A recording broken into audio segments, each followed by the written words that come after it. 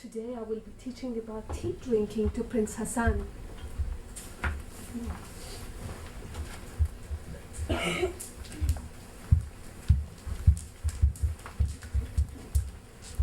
Prince Hassan, you will be dealing with many foreigners, and as a good host, you need to know their etiquettes and their habits. Tea drinking is important to both French and English, and both countries are interested in our country. They send us numerous delegations to test us.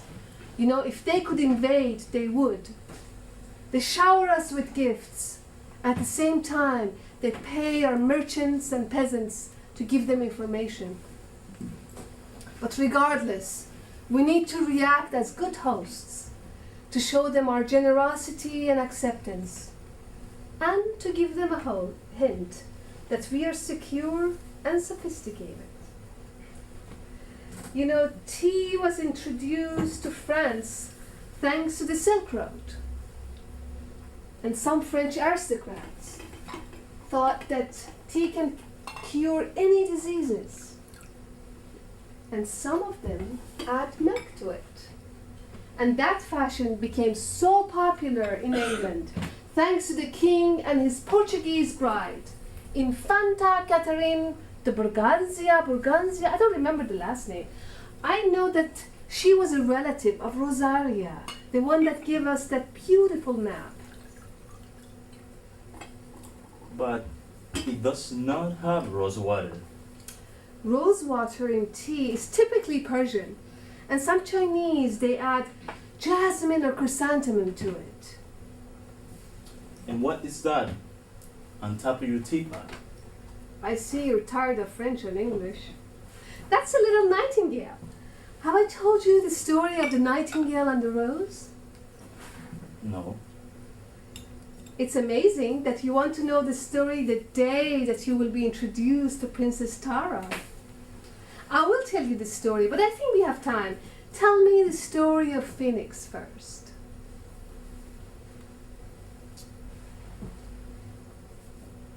The phoenix is an admirable and a lovely bird which lives in Hindustan.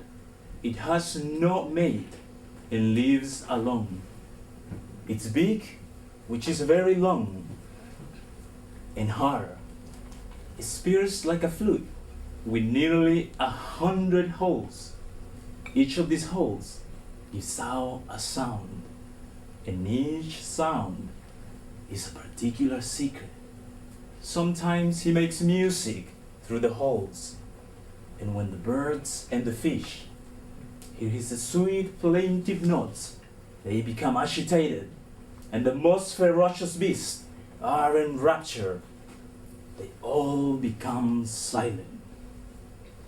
A philosopher once visited this bird and learned from him the science of music. The phoenix lives about 1,000 years and knows exactly the day of his death. When his time comes, he gathers around him a quantity of palm leaves and destroys among the leaves, utters plaintive cries.